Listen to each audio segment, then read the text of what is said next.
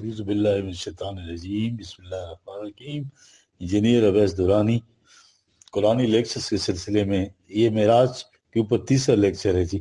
آپ قرآن کی روشنی میں اس کو ہم جو ہے تو اس کی انالیسس کرتے ہیں، ٹھیک ہے جی۔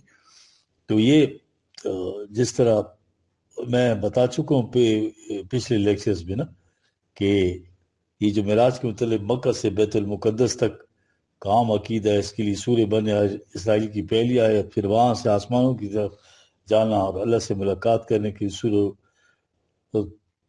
نجم کی جو ہے حوالے دیے جاتے ہیں، ٹھیک ہے۔ یہ پچھلے 2 لیکچرز میں کور کر چکا ہوں، ٹھیک ہے۔ عقائد کی روح سے پہلی چیز صحیح نہیں، اور عقائد کی روح سے اللہ تعالیٰ کا جو تصور ہے وہ قرآن نے دیا ہے، اس کی روح سے یہ سمجھنا صحیح نہیں کہ اللہ کو ملنے کے لیے کسی خاص مقام میں جانا پڑتا ہے۔ وہ تو ہر انسان کے ساتھ ہے، ہر جگہ ہے۔ وَمَعَكُمْ أَيْنَمَا كُنْتُمْ 57/4۔ اب سورہ نجم میں در حقیقت یہ جو ہے تو مقام محمدی جو ہے یا مقام نبوت کی تشریح کی گئی ہے۔ یہ تو قرآن کریم کا اسلوب اور انداز جو ہے وہ بے مثل منفرد ہے کہ بعض صورتیں تو ایسی ہیں جن میں وہ انداز جو ہے جاذبیت کے اعتبار سے بھی اور حسن و خوبی کے اعتبار سے بھی اپنی جو ہے تو کلائمیکس پہ پہنچا ہوا ہے، ٹھیک ہے۔ یہ سورہ اس نقطۂ نگاہ سے جو ہے سر فہرست ہے۔ قرآن کا ہر لفظ قرآن ہے، اس کے اندر ایک ایک لفظ جو ہے معنی رکھتا ہے۔ اس کا وہ حصہ جو ماورا کائنات ہے، ٹھیک ہے، خارجی دنیا سے ماورا دنیا ہے، اس کے لیے تو ہم کوئی نام تجویز ہی نہیں کر سکتے، نہ تصور کر سکتے۔ جیسے انبیاء کرام کو وحی ملتی تھی تو اس کا ایک حصہ تو اس سے متعلق ہے جو ماورائے کائنات ہے، وہاں کے متعلق تو ہماری زبان میں جو کچھ گفتگو ہم کرتے ہیں اس میں کس قدر جامعیت اور ارتکاز ہوگا جو قرآن نے بیاں ہے، جو رسولہ کے اندر ہے۔ پھر اس کا اگلا حصہ ہے وحی کو نبی نے صلی اللہ علیہ وسلم نے جس طرح سے اس دنیا میں ایک نظام کی شکل میں متشکل کرنا تھا، وہ حصہ بھی ایک 2 الفاظ کی آیات پر مشتمل ہے، لیکن اس کے اندر پوری جامعیت آ گئی ہے کہ ان خصوصیت کی اس رسالت کے لیے کیا ضرورت ہے۔ دیکھیے جی، اب اللہ کی طرف سے رسول کو یا نبی کو جو وحی ملتی تھی اس سے آپ نبوت کہہ لیں، اور اس وحی کو انسانی دنیا میں ایک عملی نظام کی شکل میں پریگمیٹائز جو کرنا تھا، ٹرانسلیٹ جو کرنا تھا، متشکل جو کرنا تھا، وہ فریضہ رسالت کا تھا۔ نبوت کے مقام پر بھی جو ہے رسول کریم صلی اللہ علیہ وسلم بلند ترین مقام پر آئے تھے کہ حضور کو آخر مکمل غیر متبدل کتاب دی گئی۔ اس سے پیشتر جتنے انبیاء آئے ہر ایک کو اللہ کی طرف سے وحی اور کتاب ہوئی، لیکن کسی کی کتاب کی یہ خصوصیت نہیں تھی کہ وہ آخری کتاب وہ۔ اس اعتبار سے رسول کریم صلی اللہ علیہ وسلم کی سیرت طیبہ کو قرآن سے مرتب کیا جا سکتا ہے، ٹھیک ہے نا، اور جو انسانیت کی معراج کبریٰ پر فائز تھے۔ اب یہ یورپ میں کا ایک ہیومنزم کی تحریک کے نشانات تھا، وہ بھی انہیں آگے خیر وہ فیل ہو گئی، چلی نہیں ہے۔ تو قرآن حکیم کو جو بین تعلیمی حقائق کی بنیادی اصحاب جن کی تلاش میں عقل انسانی سرگرداں ہے، یہ جولین ایکسلے صاحب ہیں، ٹھیک ہے، ان کی یہ تحریک تھی۔ تو یہ دیکھیے کہ وہ ایک یہ انٹلیکچوئل تحریک تھی جس کو سے کہا یہ گیا کہ اس کائنات کی پیچھے تو یقیناً ایک عظیم قوت ہے جو اسے حسن و خوبی سے چلا رہی ہے، لیکن جہاں تک انسانی معاملات کا تعلق ہے تو خدا اور اس کی رہنمائی کا ان سے کوئی واسطہ نہیں۔ انسان کو اپنے معاملات میں عقل کی روح سے طے کرنی چاہیے، انسانی رہنمائی کے لیے عقل سے بلند کوئی سرچشمہ نہیں۔ یہ جو تحریک تھی ہیومنزم کے نام سے متعارف ہے۔ اسی تحریک کے علمبردار جو ہے اسے فکری تحریک تک محدود نہیں رکھنا چاہتے تھے، ایک مذہب کی حیثیت سے اختیار کرنا چاہتے تھے۔ یہ جتنے مفکرین تھے ان کا مسلک یہ ہے کہ اس خدا کو تو مان لیا جائے جس کے قوانین خالی کائنات میں جو فنکشنل ہے، لیکن اس خدا سے انکار کیا جائے جس کے قوانین انسانی دنیا میں رہنمائی کا کام دیتے ہیں۔ ان کی یہ روش ایک قسم کا یہ ہے وہ سائیکولوجیکل جو کنٹرڈکشن ہے، ٹھیک ہے جی، جس کی روح سے وہ ایک طرف اس تسکین کو حاصل کرنا چاہتے ہیں جو خدا پر ایمان سے نصیب ہو، اور دوسری طرف ان پابندیوں سے آزادی جو خدا پر ایمان کے لازمی نتیجے ہیں۔ قرآن نے انہی ہیومنس کو للکارا ہے، ٹھیک ہے۔ اسی مصنف کی دوسری کتاب کا نام ہے یہ مین ان دی ماڈرن ورلڈ۔ وہ انسانوں کے خود ساختہ ہے لیکن خدا کی طرف منسوخ کردہ مذہب کے ہاتھوں اس قدر تنگ آ چکے ہیں، اس کا اندازے سے لگائے کہ ایسے مذہب کی تلاش میں جس کی بنیاد وہی پر نہ ہو۔ اسے جس مذہب کی تلاش ہے ان کو، یہ رائٹر جو آتھر اس کا ذکر یوں کرتا ہے: میرا عقیدہ ہے کہ انسان کے تمام فرائض کو ان چند الفاظ میں سمٹایا جا سکتا ہے، یعنی بہت زیادہ زندگی جتنی اپنے لیے اتنی ہی اپنے ہمسائے کے لیے۔ میرا یقین ہے کہ مشقت، پریشانی اور تکالیف کے ساتھ ہی سے انسان اس قابل ضرور ہے کہ وہ ایسا کر سکے۔ جو مذہب اس اصول کو بطور نظم العین اپنے سامنے رکھے، پھر انسانی جو ممکنات ہیں، معانیات ہیں، دونوں کا جائزہ لیتے ہوئے اس نظم العین کو کشادہ نگہی سے جو ہے تعبیر کرے، وہی مذہب حق و صداقت پر مبنی قرار دیا جا سکتا ہے۔ اس لیے کہ مذہب زندگی کے ساتھ دوش بدوش چلے گا، وہ زندگی کی نشوونما کی حوصلہ افزائی کرے گا، اور اس کے ساتھ ساتھ خود اس کی اپنی نشوونما بھی ہوتی چلی جائے گی۔ میں اس قسم کے مذہب حیات بخش کا قائل، یہ دیکھیں، یہ وداؤٹ ریویلیشن،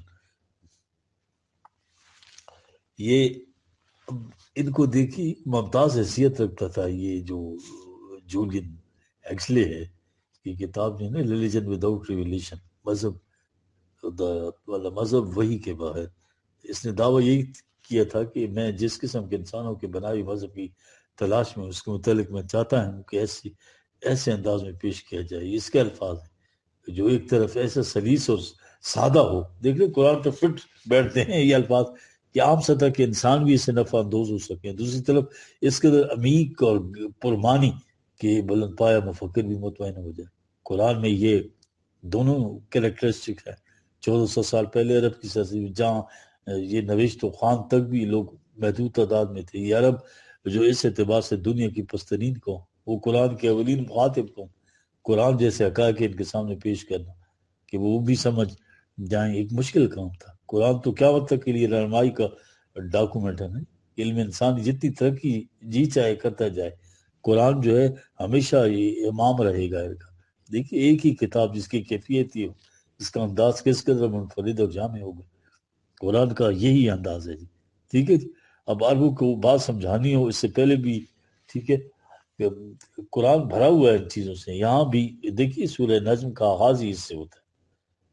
عربوں کی جو ہے سیران آوردی کی زندگی، ہر صبح سفر، ہر شام سفر، ٹھیک ہے، دن کے وقت بہت کم، کیونکہ وہاں گرمی کی شدت زیادہ تھی، عام طور پر راتوں کو سفر صحراؤں میں جہاں کوئی نشان آتے راہ نہیں ہے، مائل سٹون نہیں، کوئی سڑک نہیں، سڑک پر کوئی روشنی نہیں، راستے میں کوئی بستیاں نہیں، گاؤں نہیں، سینکڑوں میل لک و دک صحرا، رات کا وقت، صحراؤں کے نشانات کی کیفیت تھی کہ آج اگر کسی جگہ کوئی چھوٹا سا ٹیلا ہے، دوسری صبح تیز ہوا چلی، اس کی جگہ گڑا ہو گیا، ٹیلا کہیں اور چلا گیا، کہیں اور چھوٹی چھوٹی جھاڑیاں نظر آتی ہیں، وہ اتنی تیز باد سموم کہ وہ ہوا سے ڈھک جائیں، نظر ہی نہ آئے یہاں کہ یہاں کوئی جھاڑی تھی۔ یعنی یہ چھوٹے موٹے نشانات بھی وہاں ہوتے تھے، اور ہر آن تغیر ہوتا رہتا تھا۔ اس قسم کے راستوں میں، رات کی تاریکیوں میں انہوں نے سفر کرنا ہوتا تھا۔ دیکھ رہے، ان سے پوچھا گیا، یہ قرآن پوچھ رہا ہے ان سے جی، کہ بھائی تم سفر کس طرح کرتے ہو، کہاں سے تمہیں رہنمائی ملتی ہے؟ ان ستاروں سے۔ کہا کیا ان ستاروں نے کبھی تمہیں دھوکہ دیا ہے؟ انہوں نے کہا کبھی دھوکہ نہیں دیا۔ ان سے پوچھو کیا کبھی ایسا ہوا ہے کہ کبھی ایک جگہ وہ ستارہ تھا، دوسری رات جو تم چلے تو ستارہ باندھنا ہے نہیں تھا، گم ہو گیا تھا؟ کہا وہ ایسا بھی نہیں ہوا، نہ دھوکہ دیا نہ ساتھ چھوڑا۔ آسمان پر تو غیر متبدل مکمل ضابطہ حیات لکھا ہوا ہے۔ کہا کہ رہنمائی دینے والے کی یہ اس قسم کی خصوصیات ہونی چاہیے۔ اب وہ تو تم اپنے سفر کے لیے آسمانی رہنمائی لاتے ہو، انسانی زندگی میں رہنمائی کی ضرورت ہے نا، تو کو اگر وہاں بھی اس قسم کا ایک ضابطہ رہنمائی مل جائے جیسے آسمان کے ان ستاروں کا ہے، تو تمہاری جتنی مشکلات ہیں کس قدر آسان ہو جائیں۔ یہ تھی بات جو ان سے کہنی تھی۔ ابتدا کہاں سے کی؟ وَالنَّجْمِ اِذَا ہوا، یا 53 بٹے وَالنَّجْمِ اِذَا ہوا، دو الفاظ، ایک ستارہ ہے دوسرا ہوا۔ دیکھیے لفظ ہوا کے اندر ستارے کا طلوع ہونا، اپنی پوری گزرگاہ سے سفر کرتے ہوئے چلے جانا، اس کے بعد غروب ہونا، یہ جو طلوع اور سفر اور غروب کے منازل ہیں، ان کے ہاں یہ ہوا کے اندر آ جاتا ہے ایک لفظ میں۔ یہ ستارہ طلوع ہوتا ہے، خاص گزرگاہ میں سفر کرتا ہے، خاص مقام پر جا کر غروب ہو جاتا ہے۔ کس بات کی یہ دلالت کر رہا ہے؟ اس کی یہ نہ تو اپنے راستے کے تلاش کرنے میں سرگرداں ہے اور نہ ہی راستہ مل جانے کے بعد بھٹک گیا۔ کہا یہ بات ہے، یہی چیز تم کہتے ہو، یہ اس حقیقت کبرا پر شاہد ہے۔ وہ نجم، یہ اس حقیقت پر شاہد ہے ستارہ، ما دل صاحبکم وما غوا، یہ تمہارا رفیق سفر، صاحبکم یا رفیق سفر، سردار نہیں کہا، لیڈر نہیں کہا، پیغمبر نہیں کہا، تمہارا یہ رفیق سفر جو تمہیں زندگی کے صحیح راستے کی طرف لے جانا چاہتا ہے، تو نہ تو یہ راستے کی تلاش میں مارا مارا پھرتا ہے، ٹھیک ہے جی، ما غوا دلہ، اور نہ ہی راستہ بھول جانے کے بعد بھٹک گیا ہے، غوا۔ دیکھ رہے، یہ وہ زبان تھی جن کی شاعری دنیا کے اندر کسی کو اس کا مثل قرار نہیں دیتی تھی۔ باقی دنیا کو اس لیے ہو اجمی کہتے تھے، گونگا، کہ ہماری سمجھ میں نہیں آتا کہ اس انداز بیان کو شعر کہیں یا نثر کیا کہیں۔ والنجم اذا ہوا، یہ طلوع ہونے والا ستارہ جب اپنا راستہ طے کرنے کے بعد غروب ہوتا ہے تو اس حقیقت کبرا پر شاہد ہے، والنجم، کہ اس کے بعد یہ تمہارا صاحب، تمہارا ساتھی، رفیق نہ راستے کی تلاش میں مارا مارا پھر رہا ہے، نہ ہی راستہ پانے کے بعد بھٹک گیا ہے۔ دیکھ رہے، یہ مقام امامت کا، ہاں لیڈرشپ کا نہیں دیا، مقام ان کو دیا رفیق کا، ساتھی کا، اس طرح سے جیسے کہ کراواں کے افراد ایک دوسرے کے ساتھی ہوتے ہیں، یہ نام دے کر پکارا۔ ما دلہ صاحبکم، ٹھیک ہے، 53/2، دلہ کے معنی راستے کی تلاش میں سرگرداں پھرنا، اور جو ہے ہوا ہوتا ہے راستہ پانے کے بعد بھٹک جانا، یعنی جس راستے کے نشانات روز بدلتے ہوں، جیسے کن کے ہاں میں نے بتایا نا ابھی، سیرا کے نشانات بدلتے تھے، ٹھیک ہے، ایک دفعہ راستہ مل جائے تو لیکن دوسری صبح اٹھے تو وہ نشانات گم ہو چکے ہوں یا وہ بدل چکے ہوں، یہ غوا، یہ بھٹک جانا ہے۔ کہا کہ یہ جس راستے کی طرف تمہاری رہنمائی کر رہا ہے، نہ تو یہ راستے کی تلاش میں مارا مارا پھرا ہے، نہ راستہ پانے کے بعد بھٹک گیا، اور صاحب وحی کی طرف سے جو راستہ ملتا ہے، اس کی یہ بنیادی خصوصیت قرآن نے بتا دی کہ وہ اس راستے کو پا لیتا ہے اس لیے کہ یہ اس کی اپنی کاوشوں کا نتیجہ نہیں ہوتا ہے، وہ راستے کی تلاش میں سرگرداں پھرے، جس نے خود راستہ تلاش کرنا ہو تو وہ سرگرداں پھرے گا۔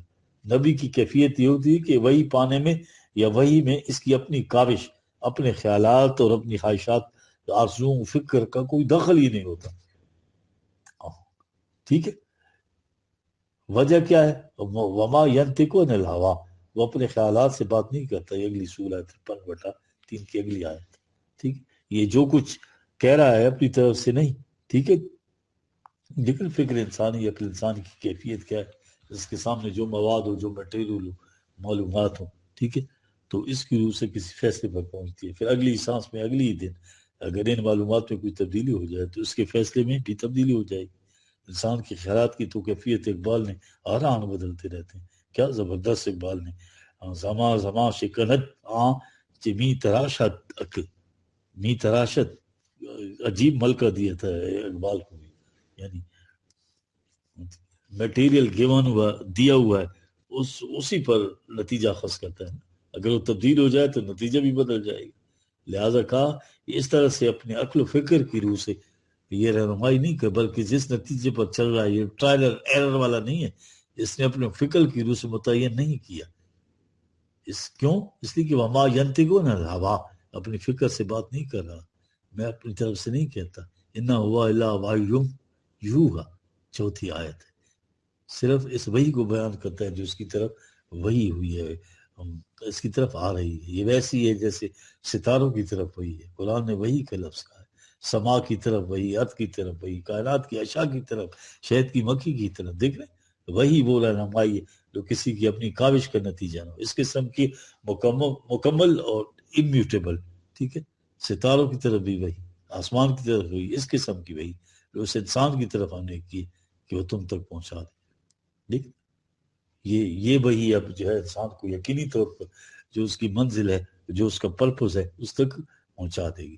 اب جو ستاروں کی بات ہے، تم نے رہنمائی کے مطابق سفر کر کے دیکھ لیا، جو ٹھیک منزل تک پہنچاتے ہیں، دھوکہ نہیں دیتے، ساتھ نہیں چھوڑتے، جس سے تجربے کے بعد اس پہ پہنچنا ہو تو اس نے ان کی رہنمائی کو تجربہ نہیں کیا نا، وہ اس سے کوئی استفادہ کر ہی نہیں سکتا، وہ یقین سے کہہ ہی نہیں سکتے کہ فی الواقع ان کا بتائے ہوئے راستہ منزل تک حتمی طور پر پہنچا دے گا، دھوکہ نہیں دے گا، وہ نہیں کہہ سکتا، یہ وہی کہیں گے نا جنہوں نے ایکسپیریمنٹ کیا ہو. صحیح بات ہے. یہ بھی ایک راستے کی کچھ ستارے ہیں، کچھ نشانات راہ ہیں جو وہی دی ہے، اس پہ تجربہ کر کے دیکھ لو. وہی طریقے عمل جن ستاروں کو جو تم نے اختیار کیا تھا، وہی طریقہ کار ان نشانات کے متعلق بھی اختیار کرو. اس کے بعد دیکھ لو کہ کس نتیجے پر تمہیں پہنچاتے ہیں. یہ ملو علا مکاناتی کم انی عامل، یہ 6/100 اپنے دعوے کی صداقت کی شہادت کا طریق یہ ہے کہ تم اپنے پروگرام پہ چلو اور میں اپنے پروگرام پر دیکھیں گے. ٹھیک ہے. فصوفت تعلمون، جلدی پتہ چل جائے گا کہ ہاں نہ تم دخل ہونا کہ ٹھیک ہے، نتیجہ بتا دے گا جلدی کہ کس کا پروگرام جو ہے وہ انسانیت کے لیے نفع بخش ہے. Pragmatic test. ٹھیک ہے. مذہب کی دنیا میں تو نہیں ہوتا. صداقت کی پرکھ اپنے دعوت کی ثبوت میں یہ طریق بتانا کہ اس پر عمل کر کے دیکھ لو تم کس نتیجے پر پہنچتے ہو. ٹھیک ہے. مذہب کی دنیا میں تو یہ ٹیسٹ نہیں ہوتا، تو اگلی دنیا پہ کھا لیتے ہیں یہ چیزوں کو. جی اب یہ جو جدید تحقیقات ہوئی ہیں، یہ ہمارا دور بہت آگے ہے. یہ اسٹرانومی سے پوچھے نا کتنا وسیع علم ہے، بڑی تحقیقات ہو رہی ہے. یہ اگر کوئی کتاب دیکھنا چاہے تو ایک سر جیمز جینز کی ہے، دی مسٹیریس یونیورس. ایک دوسری اسٹوری وے آف ہیونس. دیکھیے انسان جو ہے تو حیران ہو جاتا ہے. ایک ہے کشاں، ایک ستارے یا ایک جھرمٹ کے متعلق وہ جو لکھ رہا ہے وجد میں آ جاتا ہے انسان. تو ایک طرف اس دور کا جو عرب سہرا نورد تھا یار، اس نے بھی اس دلیل سے بات سمجھ گیا. آج جو سر جیمز جینز ہے وہ بھی اس دلیل سے بات سمجھتا ہے. دیکھ رہے ہیں آپ اس کہ غیر متبادل قانون ہے، ہاں، جس کی زنجیروں میں یہ ذرے سے آفتاب تک جکڑا ہوا ہے. یہ وہی لوگ بتا سکتے ہیں نا جو ان علوم پر ابو رکھتے ہو. ہمارے ہاں ان علوم پر ابو رکھنے والے کہنے لگے باہمی ربط کی یہ کیفیت ہے، مثلا انگلی ہلائی تو کیا کشاں کی ستارے پر جا کر اثر پڑ جاتا ہے. کائنات میں یہ دیکھیں کہ ربط کتنا ہے، غیر متبدل قوانین کتابیں چل رہی ہیں. یہی بات ان عربوں کو ان کی زبان میں کہی گی. آج سر جیمز جینز کی زبان میں یہی بات سامنے آتی ہے. مورس بکائی کی کتاب پڑھی نا، اس کی جو ہے the Bible, the Quran and science, یہ دی بائبل، یہ بڑے مورس بکائی، وہ ہر انکشاف عنایات کے دعوے کی صداقت کا ثبوت بنتا چلا. اس کی کتاب دیکھ وجد میں آ جاتا ہے. حال میں سال کے بعد وہ ریپیٹ کرتا ہے کہ او دنیا کے سائنسدانوں، دانشوروں، اللہ کے لیے بتاؤ کہ 1400 سال پیشتر یار کوئی انسان اپنی فکر سے یہ بات کہہ سکتا تھا. سر جیم جینز نے ایک معیار بتایا کہ سطحی انسان بھی اس سے رہنمائی حاصل کرے، بڑے سے بڑا مفکر بھی اس کے انکشافات کی روشنی میں وجد میں آ جائے. وہ کس طرح سے پوری ہو رہی ہے دیکھ رہے ہیں آپ. اس کے اپنے الفاظ کا ان کا ترجمہ یہ ہے جو ایک طرف ایسا سریس اور سادہ کہ عام سطح کے انسان بھی نفع اندوز ہو سکے، دوسری طرف اس قدر عمیق اور قربانی کے بلند پایہ مفکر بھی اس سے مطمئن ہو جائے. قرآن کے متعلق یہ دعوی اعتقادی نہیں ہے جی.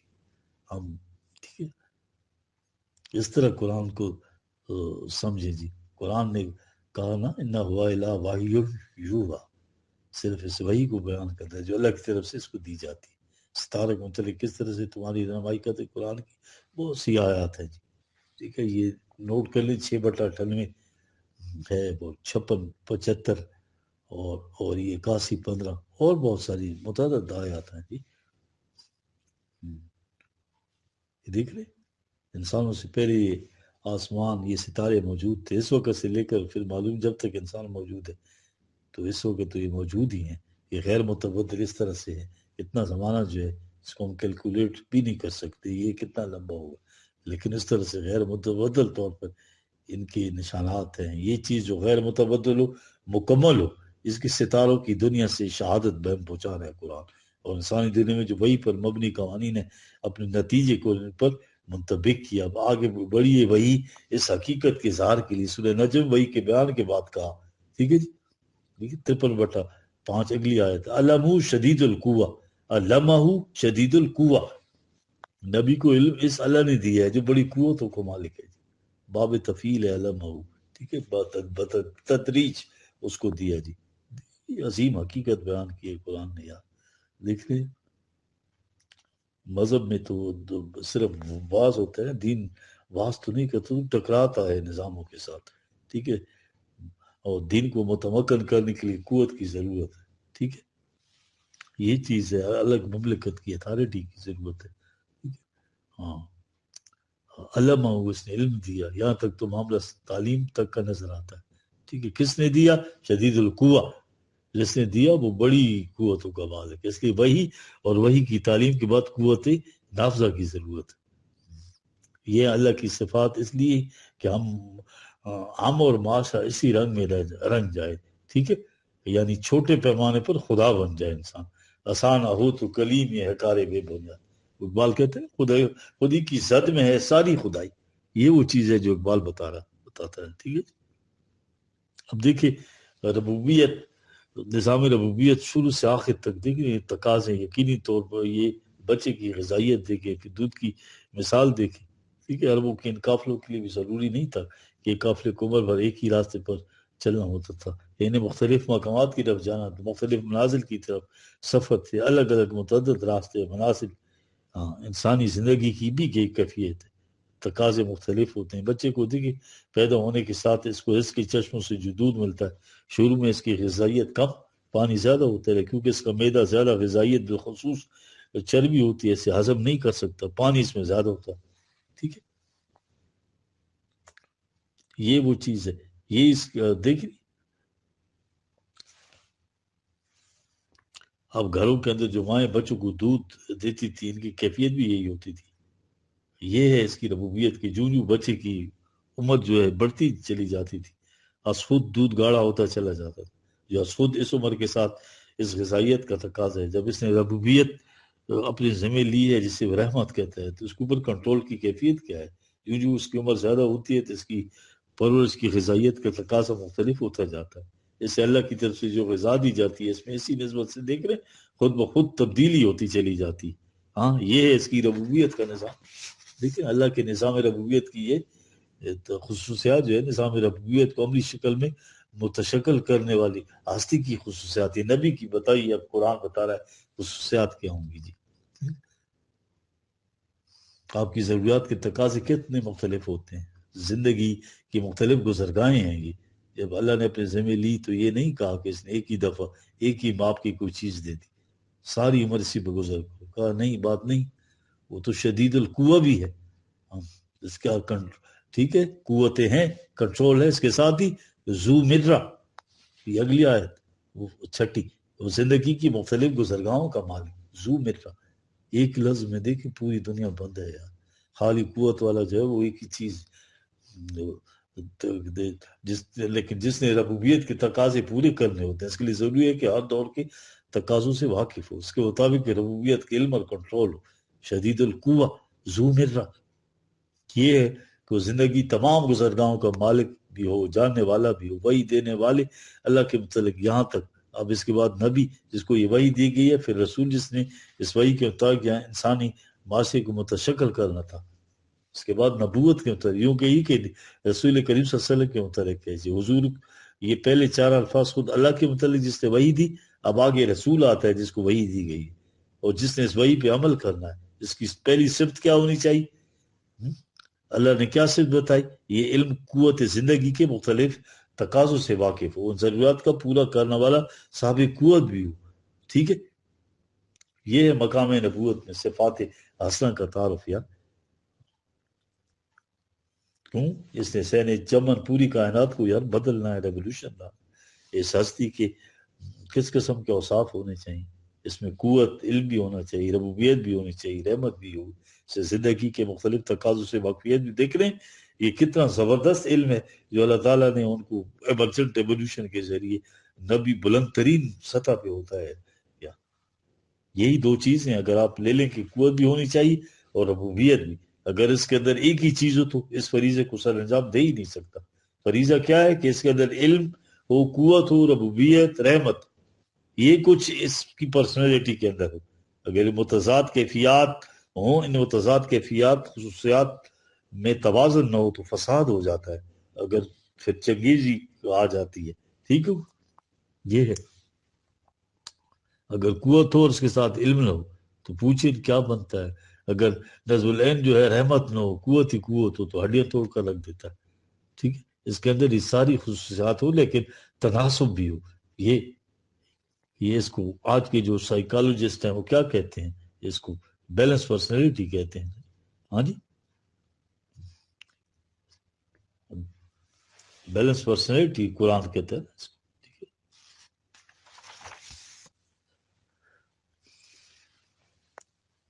یہ جو حسن ہے نا، اس بیوٹی، اس کی ڈیفینیشن کیا ہے کہ وہ صحیح ترین تناسب کا نام ہے. اگر نہایت حسین و جمیل چہرہ بھی مگر انسان کی آنکھ کی سیاہی ایک طرف سے ذرا سی ایک ذرے کے برابر ایک طرف ہو گئی تو ذرا سا ڈس پروپورشن ہو گیا تو دیکھیے آپ سارا حسن بکھر جائے گا. اگر پرفیکٹ پروپورشن ہے تو شخصیت ہے جس میں آپ کی پوری ہوتی علم اور قوت اور ذو مرہ. اس کے بعد رسول کریم صلی اللہ علیہ وسلم کے متعلق فرمایا فاستویٰ، پورا پورا توازن پیدا ہو گیا، پاکیزگی سیرت انتہا تک پہنچ گئی، بیلنس پرسنالٹی. تو بھی ویسٹرن جو اورینٹلسٹ ہے نا، یہ بھی حیران ہے یار، ہسٹورین بھی، کہ حضور صلی اللہ علیہ وسلم نے یہ انقلاب کیسے برپا کیا. یہ استوا ہے، یہ قرآن کہتا ہے، ٹھیک ہے، جس میں یہ توازن، یہ صلاحیت ہے، جو یہ پورشن کا تناسب ہے، وہ پورشن اس کی پرفیکشن کی تک پہنچی ہوئی ہو، اس کے لیے یہ لفظ استوا آتا ہے. حضور کی ساری سوان حیات ایک لفظ کے اندر آ جاتی ہے. قرآن فاستوا یعنی اپنی ذات میں، تو یہ ہوا، ٹھیک ہے.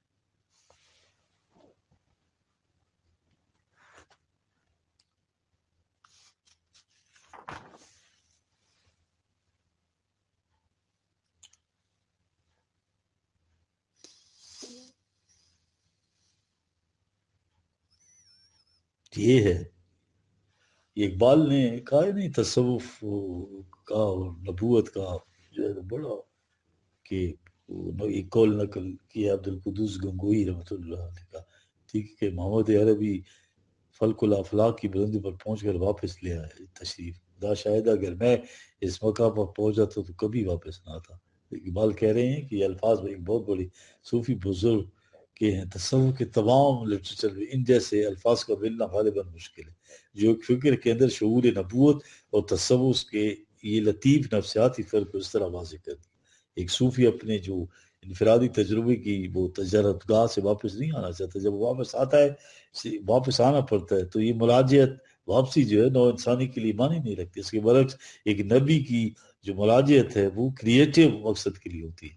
دیکھیے، وہ مراجعت تخلیقی مقصد کے لیے وہ آتا ہے کہ زمانے کے طوفان پر جو ہے تسلط پا کر تاریخ کے دھارے کو اپنے قابو میں لائے اور اس طرح مقاصد کی ایک نئی دنیا تعمیر کر. ایک صوفی کے لیے اس کے انفرادی تجربہ گاہ کی یہ تجربہ گاہ آخری مقام ہوتی کہ رسول کے دل میں اس سے زلزلہ انگیز نفسی قوت بیدار ہو جاتی. ان کا مقصد کیا ہوتا ہے کہ تمام دنیا انسانیت پہ ایک انقلاب برپا کر دی. آرزو کہ جو کچھ اس نے دیکھا ہے وہ جیتی جاگتی دنیا کی پیکر میں متشکل ہو جائے، نبی کے دل میں پیش پیش ہوتی ہے. اس لیے صاحب وحی کے تجربے کی قدر و قیمت جاننے کا طریقہ یہ ہے کہ دیکھا جائے کہ اس انسانیت کو جس کالم میں ڈالا ہے وہ کیسا ہے، اور اس کے پیغام کی روح سے جس قسم کی یہ سویلائزیشن جو ہے ابھر کر سامنے آئی، اس کی انداز کی یا دین یہ سویلائزیشن ہی ہے نا، ٹھیک ہے. یہ مطلب اپنا اس کی طرح مرزا قادیانی کی طرح تو نہیں ہے نا جی. ہاں، یہ انگریزوں کے اس پہ بیٹھ گیا جی. ہاں، ساری چیزیں حرام کر، یہ دیکھنا فرق ہے جی. یہ افق اعلیٰ پہ آنے کی بات، علم کے بلند ترین سرچشمے پہ وہی پانے کے بعد دنیا انسانیت کی پس سطح کے اوپر آ جاتا ہے. کیوں کہ اس زمین کو آسمان بنانا ہوتا ہے. ہوا بالافق الاعلیٰ، یہ دیکھیں 777 افق اعلیٰ یار، یدبر الامر من السماء الی الارض 32/5. اللہ کی تدبیر کی جو ہے نظام خداوندی کی جو رسول کے ہاتھوں متشکل ہوتا ہے. کیفیت کیا ہوتی ہے کہ وہ سما کی بلندی سے اترتا ہے، پھر زمین کی پستیوں سے آغاز ہوتا ہے، پھر آہستہ آہستہ اوپر کی طرف چڑھتا ہے نقطۂ تکمیل کی طرف. ٹھیک ہے، یہ جو نیچے اترتا ہے وہ ہے وہی، یہ خارج سے انکشاف حقیقت کا نام ہے، جسے نزول کی اصطلاح سے تعبیر کرتے ہیں نا. ڈاؤن لوڈنگ میں اس کا ترجمہ کھولتا ہوں، تھرو ایمرجنٹ ایوولوشن، ٹھیک ہے، واہ بالافق کے لالا یار، افق کے اوپر، سما دنا ٹپن ہارٹ، پھر وہ قریب ہوتا ہے اور قریب ہوتا جاتا ہے، یہ نہیں کہ تصوف کے کمال بڑھتے ہیں پیچھے ہٹتا چلا جاتا ہے ان کی طرف، یہ آتا ہے اور قریب ہوتا ہے، سما دنا، قریب ہی نہیں بلکہ انسانی دنیا اور ان کے معاملات اور ان کے تقاضوں کی گہرائیوں میں اتر جاتا ہے، کسی کے قریب ہونا اور کسی کے دل میں اتر جانا، دیکھ رہے ہیں فرق؟ یہ جوڑ رہے ہیں، ایک سوشل سائنٹسٹ لکھتے ہیں اگر کہ انسان میں علم کی وسعت ہو تو مفکر فلاسفر ہوتا ہے، اگر اس میں جذبات کی گہرائی ہو تو تخلیق کی جینیس، ٹھیک ہے، کریٹو جینیس، علم کی وسعت اور آفاق کی گہرائیوں میں اترنے کی صلاحیت، دونوں چیزیں ضروری، ٹھیک ہے، یہ تخلیقی لفظ ذہن میں رکھی، رسول آتا ہے تخلیق کرتا ہے، ایک نئی دنیا بساتا ہے یار، جب حقائق کی گہرائیوں میں اترتا ہے تو قریب ہوتا ہے، صرف محسوسات کے طور پر علمی نقطہ نگاہ سے قریب تر ہوتا ہے، پھر وہ جو ہے حقائق کی گہرائی میں ڈوبتا ہے، وہاں اس کو معلوم ہوتا ہے کہ انسانی دنیا کے تقاضے کیا ہیں، یہاں آ کر وہ کریٹو جینیس بر رسان کے الفاظ میں ایک نئی دنیا کریٹ کرتا ہے، ٹھیک ہے؟ اب آ جائیے کعبہ حسین کا مفہوم اور تصور میں، اس لیے اب ادھر آئیں گے، اب اس کو یہ معراج میں جو انہوں نے بنایا ہوا ہے، ٹھیک ہے جی، کعبہ حسین کا حقیقی مفہوم جی، اب وکل اعلیٰ تو ہو گیا نا، سما دنا، حقائق کائنات سے اور یوں ہی پرسپٹیبلٹی محسوس طور پر نہیں بلکہ فتح اللہ، 8ویں آیت ہے 53 کی، گہرائیوں میں اتر گیا، ایک ایک لفظ بھی یار پورے لیکچر دیے جا سکتے ہیں، گہرائیوں میں اتر گیا، سب کچھ کرنے کے بعد علم پایا، انسانوں کی سطح پایا، انسانوں کے قریب تر ہوا، ان کے دلوں میں اتر گیا، تو کہ بس اتنا ہی کچھ کیا نہیں، مقصد آگے ہے، ٹھیک ہے جی، اب یہ فکانہ کعبہ کوسینی او ادنا، ہاں ٹھیک ہے، یہ کعبہ کوسین، یہ تو ہمارے یہاں تو یہ تصور ہے نا کہ حضور صلی اللہ علیہ وسلم جو ہے بجسد انصری اللہ کے سامنے گئے، آپس میں بیٹھ کر بات کی، کعبہ کوسین کے معنی یہ کرتے ہیں کہ خدا اور آپ کا جو فاصلہ تھا وہ دو کمانوں کے برابر ماپ لیا گیا، فاصلہ تو محسوس شے کا ہوتا ہے یار، وہ رونا آتا ہے، جو شے محسوس نہیں، انویزیبل ہے، کہ اس قسم کی محسوس جیسے ہوا ہے، اس میں بھی فاصلہ نہیں ماپا جا سکتا، فاصلے تو محسوس اشیاء میں ماپے جاتے ہیں، ہمارے یہاں یہ چیز ہے کہ اللہ اور رسول اتنے قریب ہو گئے کہ وہ دو کمانوں کے برابر رہ گئے، فکانہ کعبہ کو صحیح، پہلے ذہن میں تصور لائی، حضور صلی اللہ علیہ وسلم محسوس طور پر خدا کے ہاں اس طرح تشریف لے گئے، پھر اس کے بعد باقی ساری چیزیں محسوسات کی دنیا کے اندر یا محسوسات کی زبان میں کہی جائیں، اس کے معنی کعبہ کو حسین کے لیے، پھر لفظ آپ نے یہ نعتوں میں دیکھ لیں، بعضوں میں گیت گاتے ہیں پھر میلادوں کے اندر، یا کعبہ کو حسین، دو کمانوں کے درمیان فاصلہ، یا یہ ہے وہ چیز جو یہ کہتے ہیں یہ اصل میں یہ بات یہ ہے کہ وہ صرف آسمانی باتیں نہیں کرتا رسول، اس کا تعلق زمین کے حقائق مسائل سے ہوتا ہے، اس کی مثال یوں سمجھو جیسے افق ہورائزن تمہیں نظر آتی ہے، آسمان آ کر کس طرح افق اعلیٰ کا یہ مطلب ہے کہ کس طرح زمین کے لبوں کو چومتا ہے، تو رسول کی یہ خصوصیت بھی عظیم ہوئی کہ وہ میرا فلاسفر یا صوفی نہیں ہے بلکہ اپنی ذات اور اپنے تخیلات سے اس کو واسطہ ہے، وہ آسمان علم کی بلندیوں کے بعد زمین کی پستیوں کے اوپر آتا ہے کیونکہ اس کا معاملہ انسانی دنیا سے ہے، وہ یہاں آتا ہے پھر معاملات میں قریب تر ہوتا ہے، تاریخ دنیا نہیں بلکہ اور قریب ہو جاتا ہے، یہ ہے اس کا انسانی معاملات کی گہرائیوں میں، دیکھیں یہ 8ویں آیت تھی لیکچر میں جی، اب یہ واقعہ معراج کے قصے میں یہ بتاتے ہیں نا، خدا تعالیٰ اور نبی اکرم کے مابین دو کمانوں کے فاصلے کے اور مقام نبوت جی، ہاں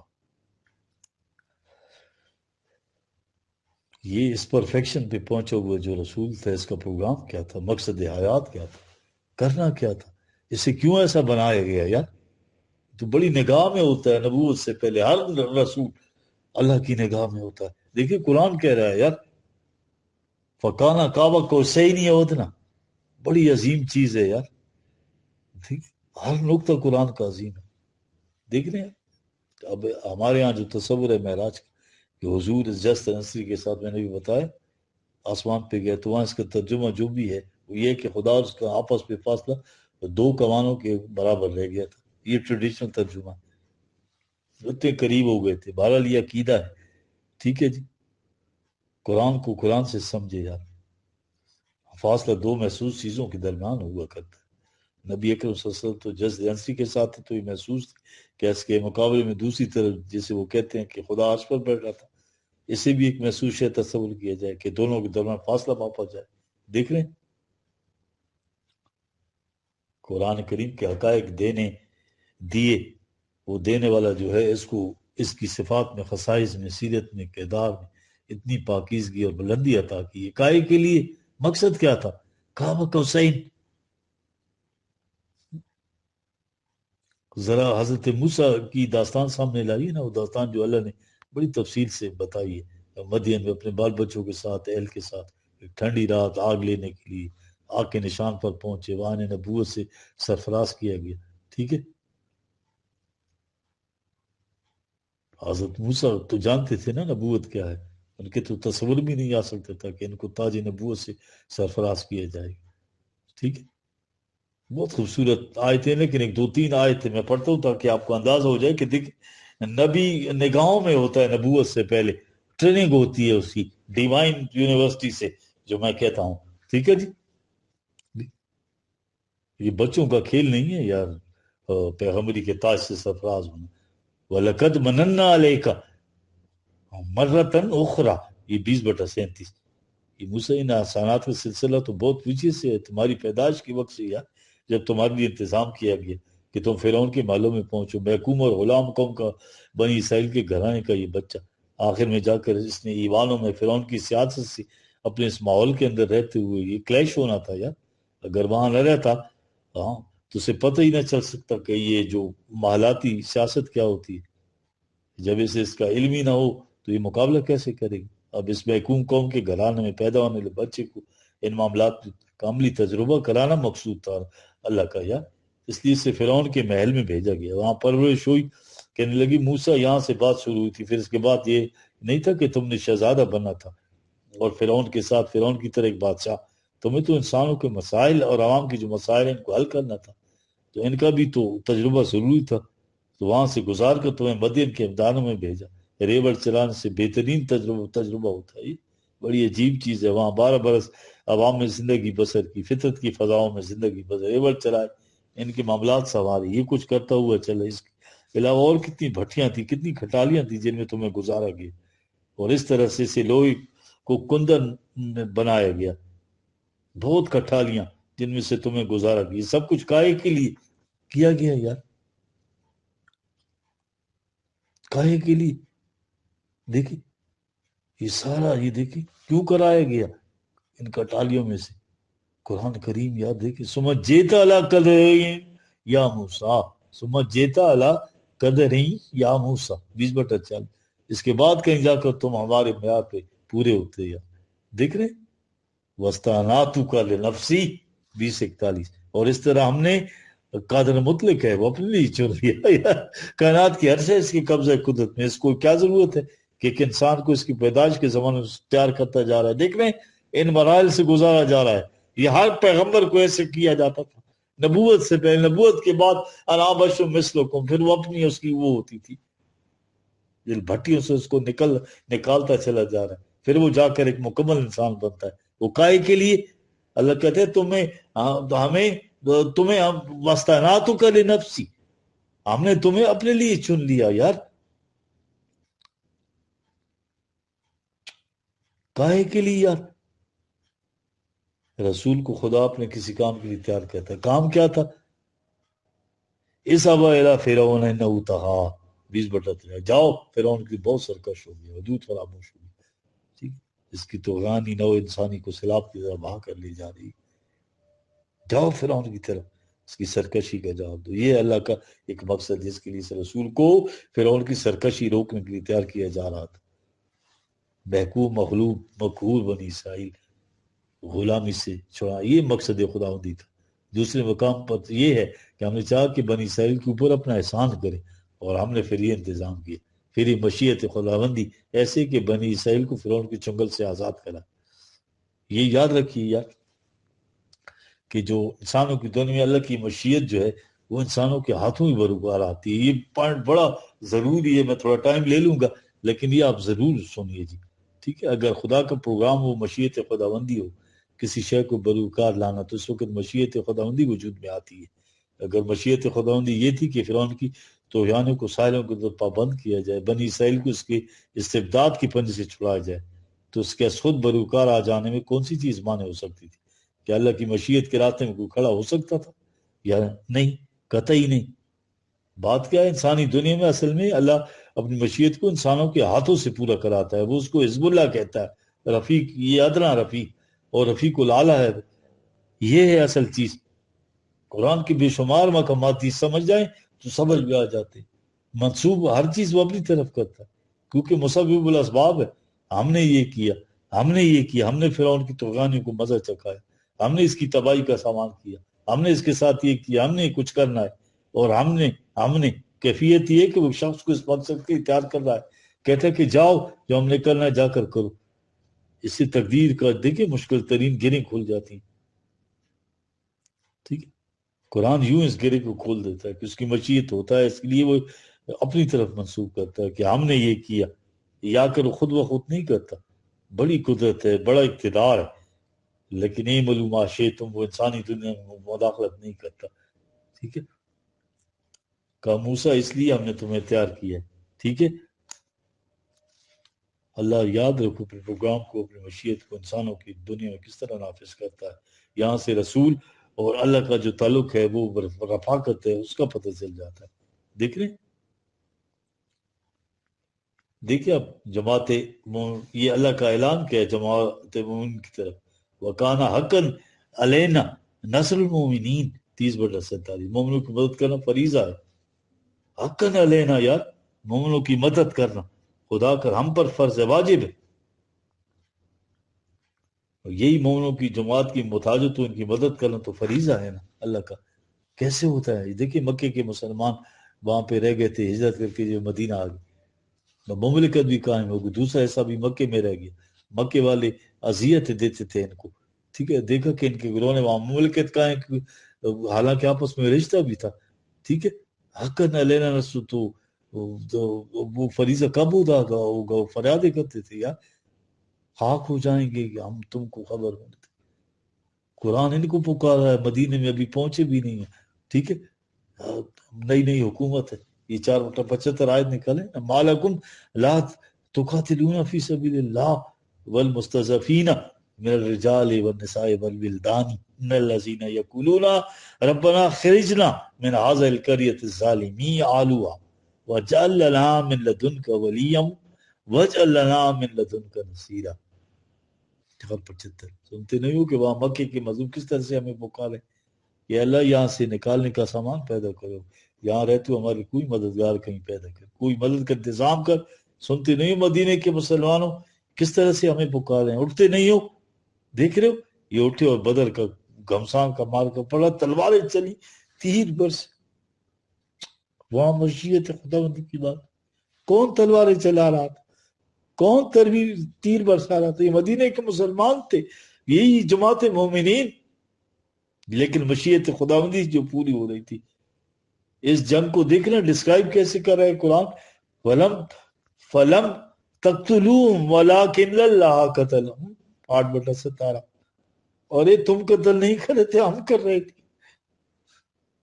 وما رمیت اذ رمیت ولکن اللہ رمی 8/17. تم تیر نہیں چلا رہے، ہم چلا رہے. غالب نے بہت خوبصورتی سے اس کو بیان کیا. تیرے قضا ہر آئین استر کشے حکس لیکن کشاد زکامان مقدس. ٹھیک ہے، قضا کے تیر خدا کے ترکش کے اندر ہیں. ترکش آپ جانتے ہیں وہ ہے جس کے اندر تیروں کا وہ گٹھا رکھتے ہیں، ایک ایک تیر نکالتے ہیں.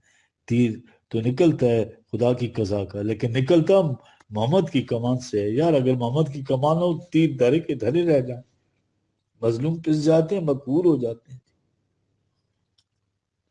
کی چیخیں کوئی نہیں سنتا تھے. براہ راست خدا کی تیر ترکش سے نہیں نکلتا، وہ حزب اللہ کے ذریعے نکلتا ہے. یہ ہے مشیت خداوندی کارفرما. ٹھیک ہے، وکانا کعبہ قوسین او ادنا، ٹھیک ہے۔ اب رسول اللہ صلی اللہ علیہ وسلم نے اس طرح سے اللہ کے اس پیغام کو تکمیل تک پہنچانے کا پختہ عہد دے دیا، یعنی اللہ کے قوانین کے ساتھ انتہائی رفاقت کا تعلق قائم ہو گیا اس اللہ کے ساتھ جو کہ صاحب قوت ہے، علم بھی ہے، شدید القوہ اور ذو مرہ بھی ہے، یہ سب کچھ ٹھیک ہے۔ اب دیکھیے تعلق کیا ہے، یہ کعبہ قوسین اور ادنا، جی عربوں کے ہاں یہ روایت تھی نا، یہ ذرا کعبہ قوسین پہ تھوڑی سی میں ٹائم لوں گا آپ سے جی، ٹھیک ہے، کہ دو شخص نے جب آپس میں انتہائی رفاقت اور دوستی کا معاہدہ ہو تو اس کی عملی شکل میں یہ محسوس کہ وہ دونوں اپنی اپنی کمانیں اکٹھی کر کے ایک دوسرے کو رکھتے تھے، اور کمانوں کے نیچے جو چلا ہوتا تھا نا وہ ایک دوسرے کے اوپر آ جاتا تھا، ایک ہو جاتا تھا، کمانوں کی کو سے دو کوسین نیچے، یہ ایک جسے کاپ کہتے تھے، ان میں سے ایک کو اس کو کھینچتا تھا، دوسرے کمان کو وہ تیر چلاتے تھے، اس کو پختہ ترین رفاقت دوستی کہتے تھے۔ یار یہ محاورہ ہے، لٹل ٹرانسلیشن کر دیتے ہیں، کعبہ قوسین کے معنی یہ دو کمانے ایک چلا، دو چلا رفاقت ہے، اس کا مطلب لازوال رفاقت، کعبہ قوسین سے بھی آگے آگے اور ادنا کا ہے یار،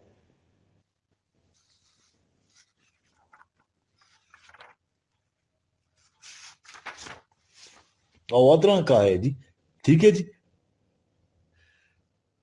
تو میرے خیال میں یہ جو ہے تو میں اگلے لیکچر میں لوں گا اسی کو کعبہ قوسین کو جی، کیونکہ وقت کم ہے، تو اتنے تک یہ کافی ہے جی۔ ربنا تقبل منا انک انت السمیع العلیم۔